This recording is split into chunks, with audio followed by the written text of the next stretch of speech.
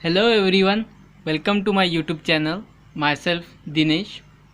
तर आजच्या व्हिडिओमध्ये आपण Maharashtra board class 10 science and technology part 2 मधला second chapter life processes in living organisms part 1 सुरू करणार आहोत. याचाच पार्ट 2 जो आहे तो तुम्हाला थर्ड चॅप्टरमध्ये आहे, जो की याच्यानंतरचा चॅप्टर आहे, तो सुद्धा आपण घेणार आहोत. तर आता जसं की चॅप्टरचं नाव आहे life processes in living organisms. आता लिव्हिंग ऑर्गॅनिझम्स कुठले, म्हणजे जे लिव्हिंग आहेत, जे सजीव आहेत, ते सर्व ऑर्गॅनिझम्स आणि त्यांच्यामध्ये होणाऱ्या लाईफ प्रोसेसेस. आता लाईफ प्रोसेसेस म्हणजे काय, तर एखादा जो जीव आहे किंवा ऑर्गॅनिझम आहे त्याच्या लाईफमध्ये, म्हणजे फ्रॉम त्याच्या जन्मापासून ते मरेपर्यंत त्याच्या बॉडीच्या एक्सटर्नल किंवा इंटरनल होणाऱ्या सर्व क्रिया त्या म्हणजे आहेत लाईफ प्रोसेसेस. ओके, म्हणजेच बेसिकली काय, तर एखाद्या लिव्हिंग ऑर्गॅनिझम्सच्या लाईफशी जुडलेल्या ज्या काही प्रोसेसेस आहे त्याच्या जन्मापासून ते मरेपर्यंत. जन्मसुद्धा एक प्रोसेस आहे ॲक्च्युली, बर्थ. ओके, तर एनर्जी प्रोडक्शन झालं, एक्सक्रिएशन झालं. ओके, सो यासारख्या खूप साऱ्या प्रोसेसेस आहे, तर त्यांचं डिस्कशन बेसिकली आपण या चॅप्टरमध्ये करणार आहोत. ओके, परंतु त्याआधी एक रिक्वेस्ट, जर तुम्ही या चॅनलला फर्स्ट टाईम व्हिजिट करत असाल तर या चॅनलला नक्की सबस्क्राईब करा, सो दॅट या चॅनलवरती येणाऱ्या पुढील अपडेट्स तुम्हाला मिळत राहतील. आणि व्हिडिओ आवडला, माझं शिकवणं आवडलं तर व्हिडिओला नक्की लाईक करा आणि तुमच्या मित्रांसोबतसुद्धा शेअर करा. ओके, तर चला मग सुरू करूया चॅप्टरला. तर बघा, ह्यात आपण कुठले कुठले टॉपिक्स डिस्कस करणार आहोत या चॅप्टरमध्ये. तर सर्वात आधी आपण बघणार आहोत की लिव्हिंग ऑर्गॅनिझम्स आणि त्यांच्यामध्ये लाईफ प्रोसेसेस कुठल्या होतात. ओके, आणि या चॅप्टरमध्ये बेसिकली आपण त्या सर्वच डिस्कस करणार नाही आहोत, तर त्यातल्या काही नेमक्या किंवा मोजक्याच डिस्कस करणार आहोत आणि त्या कुठल्या आहेत ते सुद्धा बघणार इथे. त्यानंतर living organisms and energy production. ठीक आहे, त्यांच्यामध्ये एनर्जी प्रोडक्शन कसं होतं, काही nutrients, some nutrients and energy efficiency. त्यानंतर एक प्रोसेस पाहणार आहोत, cell division, a life process. So या 4 गोष्टी आपण या पूर्ण चॅप्टरमध्ये पाहणार आहोत. इझी चॅप्टर आहे आणि लहान चॅप्टर आहे. ओके, तर सुरुवातीला इथे कॅन यू रिकॉल यात तुम्हाला 7 क्वेश्चन्स दिलेले आहे. ते क्वेश्चन्स आधी आपण डिस्कस करू आणि त्यानंतर आपल्या ॲक्च्युअल टॉपिकला सुरुवात करूया. ओके, तर बघा, यातला पहिला क्वेश्चन आहे, how are the food stuffs and their nutrient contents useful for body. म्हणजे जे फूड स्टफ्स आपण जे आपल्या जेवणात घेतो आणि त्यातून मिळणारे न्यूट्रियंट्स मीन्स पोषक घटक किंवा जे पोषक तत्व आपण जे म्हणतो ते, तर ते आपल्या बॉडीला यूजफुल कशा प्रकारे आहेत. ओके, तर हे बघा, एक गोष्ट लक्षात घ्या की आपल्याला बॉडीला जे काही आपण अन्न खातो त्यातून आपल्याला खूप वेगवेगळ्या प्रकारचे न्यूट्रियंट्स भेटत असतात, परंतु त्यातले जे मेन किंवा जे खूप इम्पॉर्टंट असे जे न्यूट्रियंट्स जे आपल्या बॉडीसाठी खूप गरजेचे आहे असे ते 5 आहेत. कुठले, तर प्रोटीन्स, विटामिन्स, फॅट, कार्बोहायड्रेट्स आणि मिनरल्स. ओके, मग जे काही आपण फूडस्टफ्स खातो किंवा जे काही जे काही न्यूट्रियंट्स आपण घेतो, तर हे न्यूट्रियंट्स आपण जे काही खातो त्यातून आपल्याला हे मिळतात, वेगवेगळ्या अन्न घटकातून वेगवेगळे मिळतात. मग यांचा आपल्या बॉडीसाठी इम्पॉर्टन्स काय आहे किंवा हाऊ दे आर यूजफुल, तर कशा प्रकारे ते यूजफुल आहे. तर हे बघा, हे जे काही न्यूट्रियंट्स आपल्याला भेटतात तर त्यातून कशासाठी उपयोग होतो त्याचा आपल्या बॉडीला, तर आपल्या बॉडीची चांगली ग्रोथ होण्यासाठी त्यांचा उपयोग होतो. नंतर आपल्या बॉडीचं मेंटेनन्स करावं लागतं. जसं गाडीचं करावं लागतं सर्व्हिसिंग, तसंच बॉडीचं सुद्धा करावं लागतं, आपल्या ह्युमन बॉडीचं होतं. सो त्या सर्वासाठी सुद्धा न्यूट्रियंट्सची गरज असते.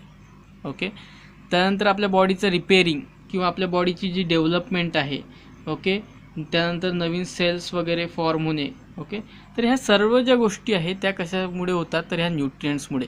जर हे न्यूट्रियंट्स नसतील किंवा थोड्याफार प्रमाणात कमी असतील तर यातल्या कुठल्या ना कुठल्या गोष्टी बिघडणार. ओके, तर कुठले युजेस आहेत मग, growth, maintenance, repairing, development. Okay, आणखी तुम्ही 2-4 इथे सांगू शकता. म्हणजेच काय, तर ओव्हरऑल तुम्ही असं म्हणू शकता की तुमच्या बॉडीची जी प्रॉपर फंक्शनिंग आहे, ओव्हरऑल तुम्ही असं म्हणू शकता की तुमच्या बॉडीची प्रॉपर फंक्शनिंग म्हणजे योग्य प्रकारे ती कार्यरत राहावी तुमची बॉडी, ह्यासाठी जे न्यूट्रियंट्स आहेत त्यांचा यूज होतो किंवा ते यूजफुल आहेत. Okay, so for the proper functioning of human body nutrients and other food stuffs in our food are useful. त्यानंतर नेक्स्ट क्वेश्चन आहे बघा second, what is the importance of balanced diet for body.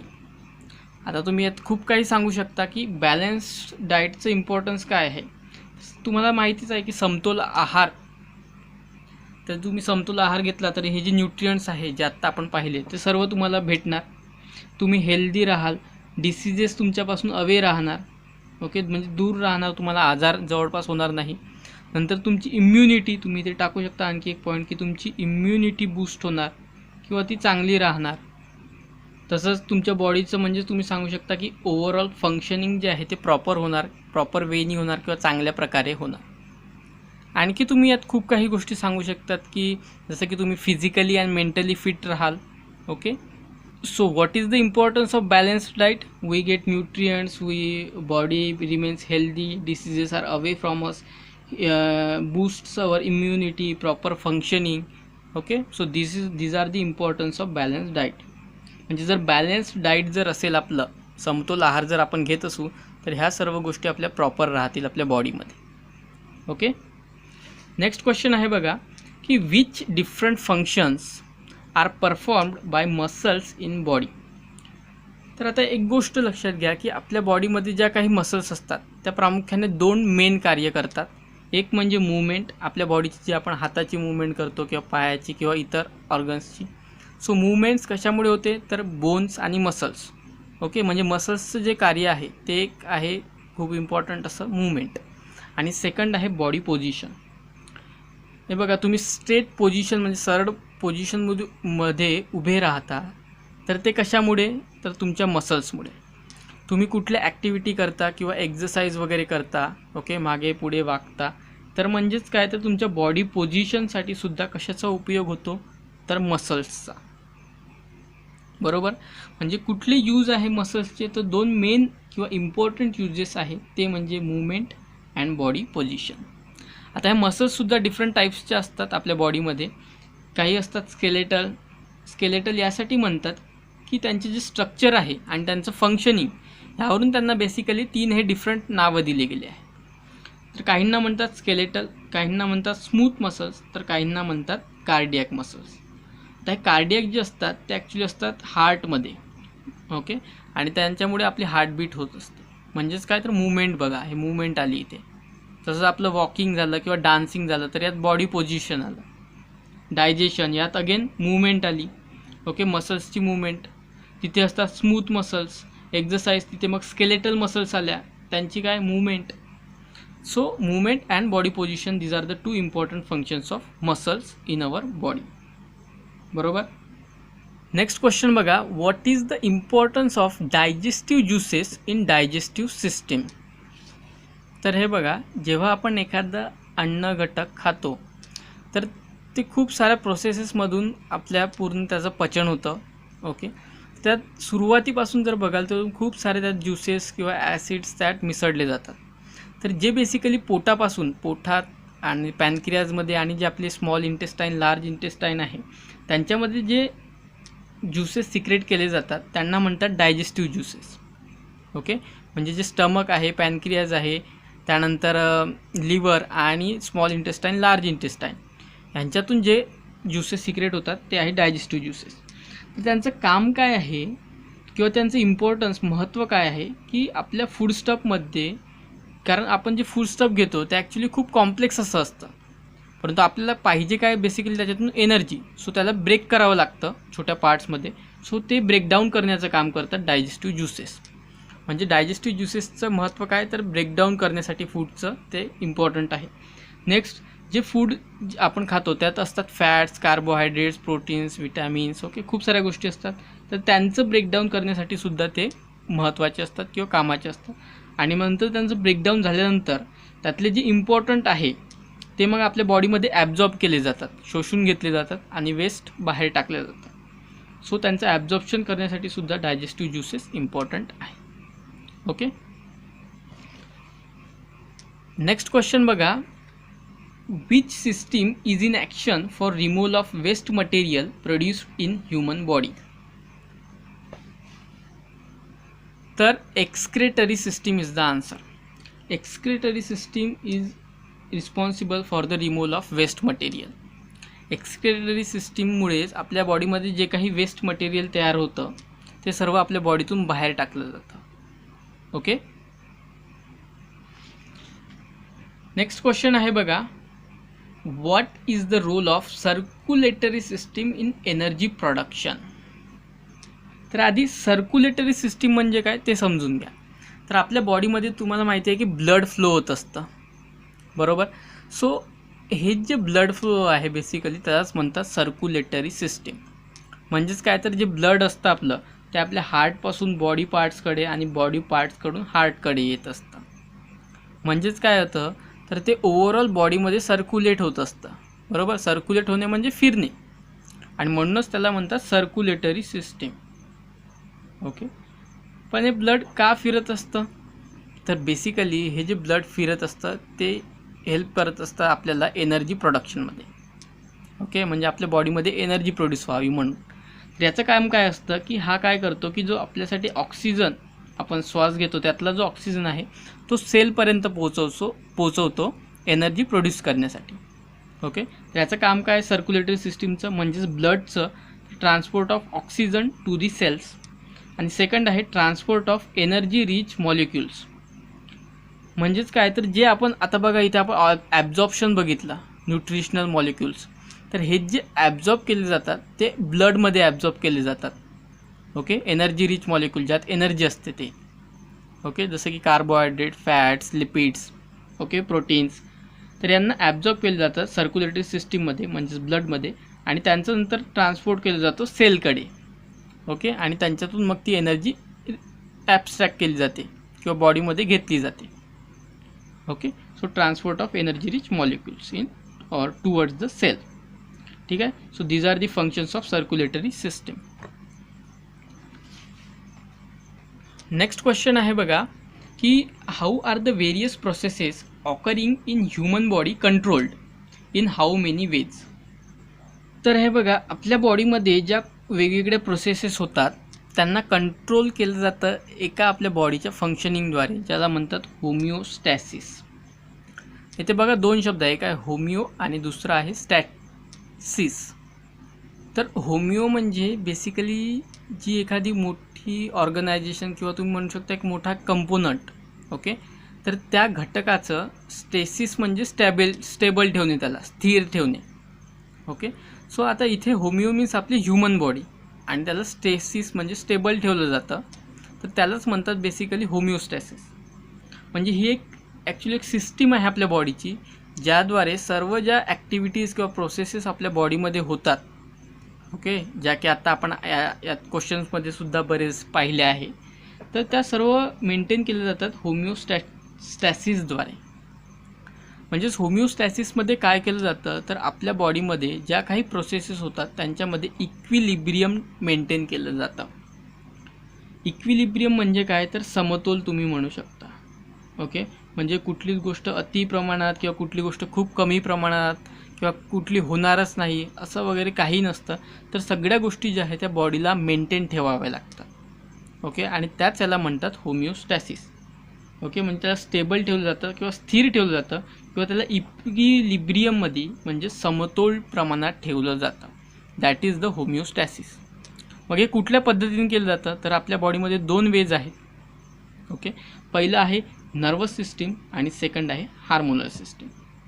Nervous system जी की neurons किंवा nerve सेल्सद्वारे काम करते, आणि hormonal system जे वेगवेगळे हार्मोन्स आपल्या बॉडीमध्ये सिक्रेट होतात त्यांच्याद्वारे काम करते. ओके. तर हे दोन वेज आहेत ज्यांच्यामुळे आपल्या बॉडीमध्ये सर्व ज्या प्रोसेसेस होतात त्यांच्यामध्ये इक्विलिब्रियम किंवा होमिओस्टॅसिस मेंटेन केलं जातं. ओके. सो आय होप की या क्वेश्चन्सचे आन्सर्स तुम्हाला क्लिअर झाले असतील. तर आता आपण पाहूया living organisms and life processes, first topic in this chapter. Okay. तर हे बघा नावावरूनच तुम्हाला लक्षात येतं आहे living organisms and life processes. म्हणजे जे काही लिव्हिंग आहेत, सजीव आहेत ऑर्गॅनिझम्स, ते आणि त्यांच्यामध्ये होणाऱ्या लाईफ प्रोसेसेस म्हणजे त्यांच्या जीवनाशी संबंधित असणाऱ्या सर्व क्रिया प्रोसेसेस. ओके. तर आता एक गोष्ट लक्षात घ्या की जे काही ऑर्गॅनिझम्स असतात त्यांच्यामध्ये बेसिकली खूप साऱ्या प्रोसेसेस ह्या कंटिन्युअसली होत असतात. म्हणजेच प्रोसेसेस म्हणजेच काय, तर त्यांचे जे वेगवेगळे फंक्शन्स आहेत ते. ओके. मग आता ह्या प्रोसेसेस किंवा जे फंक्शन्स आहेत ते खूप साऱ्या प्रकारचे असू शकतात. जसं की आता तुम्ही सिम्पली जेवण करता, तर ही सुद्धा एक प्रोसेस आहे, बरोबर आहे. फंक्शन आहे तुमच्या बॉडीचं, क्रिया आहे. तर त्यात तुम्ही जेवण घेण्यापासून तर ते पचेपर्यंत, ते वेस्ट होईपर्यंत, त्याचं म्हणजे वेस्ट बाहेर पडेपर्यंत ही सर्व एक प्रोसेस आहे. ओके, ज्याला की आपण डायजेस्टिव्ह सिस्टीम म्हणतो, बरोबर. त्यानंतर तुम्ही श्वास घेता, ज्याचं रेस्पिरेटरी. ओके, आत्ताच आपण बघितलं सर्क्युलेटरीसुद्धा आहे, बरोबर, एक्सक्रेटरी, आणि अशा अनेक साऱ्या प्रोसेसेस होत असतात, बरोबर आहे. आता त्या फक्त ऑर्गॅनिझम टू ऑर्गॅनिझम डिफरंट असतात. एका ऑर्गॅनिझममध्ये वेगळी असेल तर दुसऱ्यामध्ये वेगळी असते, परंतु होतात सर्वच मध्ये, बरोबर. आणि ह्या ज्या सर्व प्रोसेसेस होतात त्या एका वेल ऑर्गनाइज मॅनरनी होतात, म्हणजे अतिशय सुसूत्रता, ज्याला कोऑर्डिनेशन आपण म्हणतो. ओके, जसं की आत्ताच आपण बघितलं इक्विलिब्रियम, बरोबर. तर एका स्पेसिफिक मॅनरमध्ये पद्धतशीरपणे या सर्व प्रोसेसेस होत असतात एखाद्या बॉडीमध्ये. ओके, परंतु ऑर्गॅनिझम टू ऑर्गॅनिझम त्या डिफरंट असतात. एका ऑर्गॅनिझममध्ये वेगळी किंवा दुसऱ्यात थोडाफार फरक त्यामध्ये असतो. म्हणजेच काय, तर हे बघा, ज्या काही लाईफ प्रोसेसेस आहेत त्या एखाद्या ऑर्गॅनिझममध्ये खूप साऱ्या होत असतात. ओके, जसं की काही यांची नावं मी तुम्हाला सांगितले, परंतु ह्याच आहेत का, फक्त नाही. तर ह्या ज्या मेजर आहे किंवा ज्या मोठ्या प्रोसेसेस आहेत त्यांचे मी तुम्हाला नावं सांगितले, परंतु अशा अनेक खूप साऱ्या प्रोसेसेस होत असतात. ओके, तर हा जो चॅप्टर आहे यात आपण फक्त दोनच तुम्ही म्हणू शकता अशा 2 मेजर ज्या प्रोसेसेस आहेत त्या डिस्कस करणार आहोत. म्हणजे या ज्या सर्व काही प्रोसेस आहेत त्या आपण इन डिटेल ह्या चॅप्टरमध्ये बघणार नाही आहोत. तर फक्त 2 ज्या मेजर लाईफ प्रोसेसेस आहेत त्या आपण बघणार आहोत. कुठल्या, तर पहिली आहे मग एनर्जी प्रोडक्शन. ओके, पहिली जी प्रोसेस या आपण चॅप्टरमध्ये आपण बघणार आहोत ती आहे एनर्जी प्रोडक्शन. ओके, आणि सेकंड जी प्रोसेस आहे, मेजर प्रोसेस आहे, ती आहे सेल डिव्हिजन, जी की ह्या चॅप्टरमध्ये आपण बघणार आहोत. ओके, तर आता ह्याच 2 प्रोसेसेस का, तर हे बघा, तुम्ही ह्या ज्या सर्व काही प्रोसेसेस पाहिल्या, म्हणजे ज्या डायजेशन आहे, सर्क्युलेशन, एक्सक्रेटरी आणि वेगवेगळ्या खूप साऱ्या, तर ह्या सर्व प्रोसेसेस जरी तुम्ही बघितल्या तर या सर्व प्रोसेसेस व्हायसाठी किंवा होण्यासाठी आपल्याला कशाची गरज असते, तर ती असते एनर्जी. ओके, म्हणजे ह्या सर्व प्रोसेसेस होण्यासाठी कशाची गरज असते, तर वी नीड एनर्जी, बरोबर. म्हणजेच काय, तर एनर्जी सर्व प्रोसेसेससाठी लागते, आणि एनर्जी प्रोड्यूस होणे किंवा प्रोडक्शन ऑफ एनर्जी ही सुद्धा ॲक्च्युली एक प्रोसेस आहे. म्हणजे जे तुम्ही जेवण करता त्यातून त्याचं डायजेशन होणे, त्याचं ब्रेकडाऊन होणे, ॲब्झॉर्प्शन, आणि त्यापासून नंतर एनर्जी प्रोड्यूस होणार. सो ही सुद्धा ॲक्च्युली एक प्रोसेस आहे, बरोबर. म्हणजे ह्या सर्व प्रोसेसेसला गरज असते एनर्जीची, आणि एनर्जी प्रोडक्शन ही सुद्धा एक प्रोसेस आहे. म्हणजे जी इम्पॉर्टंट किंवा जी महत्त्वाची अशी प्रोसेस येते ती बेसिकली एनर्जी प्रोडक्शन हीच आहे. ओके, म्हणून एनर्जी प्रोडक्शन जी आहे तिला आपण फर्स्ट स्थान दिलं आहे, किंवा एक मेजर प्रोसेस आहे ती, आणि इम्पॉर्टंट आहे त्याच्याशिवाय, कारण एनर्जीच प्रोड्यूस होणार नाही तर इतर प्रोसेसेससुद्धा होणार नाही. So that energy production he process आपण शिकणार आहोत. आणि सेल डिव्हिजन ही सुद्धा खूप इम्पॉर्टंट प्रोसेस आहे, कारण सेल डिव्हिजन म्हणजे सेल जर डिवाईड झालेच नाही तर आपली ह्युमन्सचे जे ऑर्गन्स आहेत ते सुद्धा बनणार नाही, ह्युमनची ग्रोथ होणार नाही, किंवा वेगवेगळे ॲक्टिव्हिटीजसुद्धा होणार नाही. ओके, म्हणून सेल डिव्हिजन ही सुद्धा एक इम्पॉर्टंट प्रोसेस आहे, आणि ती आपण या चॅप्टरमध्ये डिस्कस करणार आहोत. ठीक आहे, तर आता पहिली प्रोसेस आपण पाहणार आहोत एनर्जी प्रोडक्शन ही. तर आता बघा, आपल्याला पाहिजे मग ह्या सर्व प्रोसेस होण्यासाठी एनर्जी पाहिजे आहे, बरोबर. मग एनर्जीचे सोर्सेस कुठले आहे, म्हणजे असे कुठले सोर्सेस आहे की जिथून आपल्याला एनर्जी मिळते. ओके, तर असे आहे मग आपले कार्बोहायड्रेट्स आहे, फॅट्स आहेत, लिपिड्स आहेत. आता हे 3 जे आहे त्यांना बेसिकली मेन सोर्सेस म्हटलं जातं. हे 3 जे मी इथे सांगितले त्यांना म्हटलं जातं मेन सोर्सेस ऑफ एनर्जी. पण हेच आहेत असं नाही. अगेन तुमचे जे विटॅमिन्स आहेत किंवा जे मिनरल्स आहेत, ओके, तर यासारखे खूप साऱ्या गोष्टी आहे की ज्यातून तुम्हाला एनर्जी मिळत असते. परंतु जे मेन स्रोत आहेत किंवा मेन सोर्सेस आहेत ते आहे कार्बोहायड्रेट, फॅट्स आणि लिपिड्स. ठीक आहे. तर यांच्यामधून तुम्हाला एनर्जी मिळत असते आणि ही एनर्जी आपल्या बॉडीमध्ये, ह्युमन बॉडीमध्ये प्रोड्यूस केली जाते मायटोकॉन्ड्रियामध्ये. ओके. आता हा मायटोकॉन्ड्रिया काय आहे, तर हा सेलमधला एक कंपोनंट आहे किंवा घटक आहे ज्याच्यामध्ये ही एनर्जी जी आहे ती प्रोड्यूस केली जाते ह्युमन बॉडीमध्ये. ओके. म्हणजे आपण एनर्जी डायरेक्ट घेऊ शकत नाही आपल्या बॉडीमध्ये. आपण अन्न खातो, त्यातून नंतर आपल्याला एनर्जी मिळते आणि ही एनर्जी प्रोड्यूस करण्याची जी प्रोसेस आहे ती होते मायटोकॉन्ड्रियामध्ये, जे की आपल्या सेलचा एक कंपोनंट आहे किंवा ऑर्गॅनल आहे. ओके. तिथला एक ऑर्गॅनल आहे. ठीक आहे. तर आता ही जी एनर्जी प्रोडक्शन होते त्यासाठी आपल्याला हे सर्व घटक तर भेटले पाहिजे, जे की आपल्याला फूडमधून भेटणार. प्लस एनर्जी प्रोड्यूस करण्यासाठी आपल्याला लागतो तो म्हणजे ऑक्सिजन. ओके. जो की आपण जो श्वास घेतो त्यातून आपल्या बॉडीमध्ये येतो. तर ही सुद्धा एक प्रोसेस आहे आता श्वास घेण्याची, ज्याला की आपण म्हणतो रेस्पिरेशन. ओके.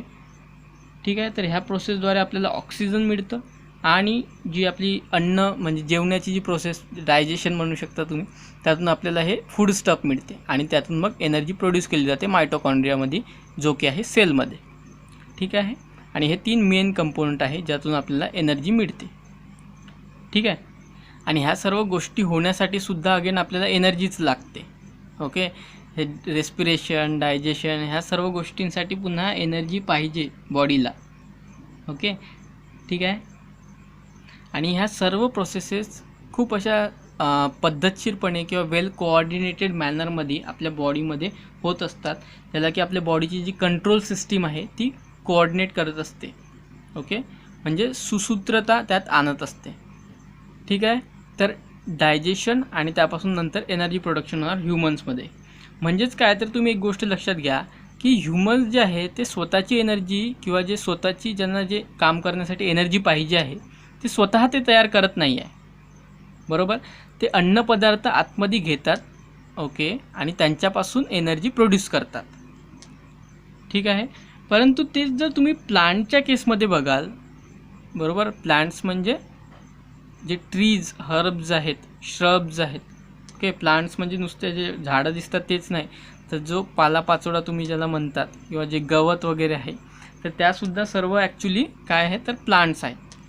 मग तुम्ही जर त्यांना बघितलं असेल तर त्यांना तर आपल्यासारखे हातपाय नाही आहे किंवा जे इतर ॲनिमल्स आहेत त्यांच्यासारखे असे हातपाय नाही की ते कुठल्या गोष्टी स्वतःच्या बॉडीमध्ये घेऊ शकतात आणि त्यातून त्यांना एनर्जी मिळेल. ओके. म्हणजेच काय, तर ह्युमन्समध्ये बघाल तर ते दुसरे अन्नपदार्थ आतमध्ये घेतात आणि त्यापासून एनर्जी प्रोड्यूस करतात. म्हणजेच काय, तर हे दुसऱ्या गोष्टींवर, ह्युमन्स किंवा अदर ऑर्गॅनिझम्स हे दुसऱ्या गोष्टींवर अवलंबून आहे. कशासाठी, तर एनर्जीसाठी. म्हणून यांना म्हणतात हेटेरोट्रॉप्स. ओके. आता हेटेरोट्रॉप्स म्हणजे परजीवी किंवा जे दुसऱ्यांवर अवलंबून असतात अन्नासाठी. ओके. तर organisms which depends on other organisms for food, these are called as heterotrophs. तर प्लांट्स जे आहेत त्यांना म्हणतात ऑटोट्रॉप्स.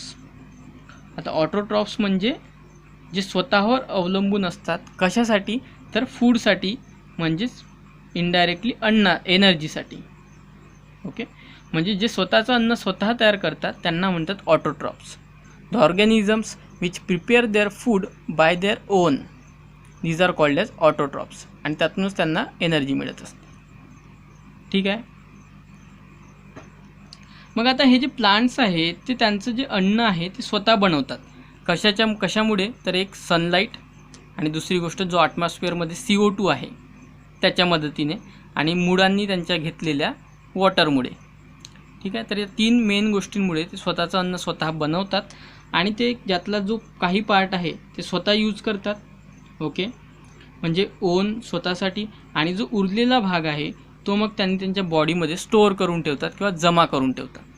कशाच्या फॉर्ममध्ये, तर तुम्ही त्यांचे जे फ्रूट्स बघितले ती ॲक्च्युली त्यांनी स्टोअर केलेली एनर्जी आहे जे की आपण खातो. किंवा त्यांचे जर लीव्ज बघितले, झाडांची पाने, जसं की आता पालक वगैरे झालं, तर त्यांच्या पानांमध्ये ॲक्च्युली त्यांची जी एनर्जी आहे जी त्यांनी बनवली आहे ती स्टोअर केली गेली असते आणि ती मग आपण खातो किंवा त्यांचे जे फळं आहे ते आपण खातो आणि त्यातून आपल्याला एनर्जी भेटते.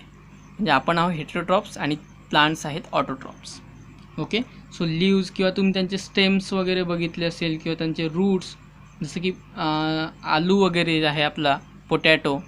सो त्यात वगैरे हे रूट्स आहेत, आलू वगैरे. ओके, सो त्यात एनर्जी स्टोअर केली गेली असते आणि ती मग ॲनिमल्स यूज करतात. आणि यातूनच मग जे वेगवेगळे न्यूट्रियंट्स आहेत, जसे की carbohydrate, proteins, fat, vitamins, minerals यासारख्या सर्व गोष्टी आपल्याला मिळतात. ओके, कशावर आपण डिपेंडेंट आहोत म्हणजेच प्लांट्सवर. तसंच काही ऑर्गॅनिझम्स जे आहे किंवा ॲनिमल्स ते इतर ॲनिमल्सला सुद्धा खातात, त्यातूनसुद्धा त्यांना प्रोटीन्स मिळतात. ओके, म्हणजे मीटसुद्धा एक अदर ऑप्शन आहे कशासाठी, तर सोर्सेस ऑफ एनर्जी.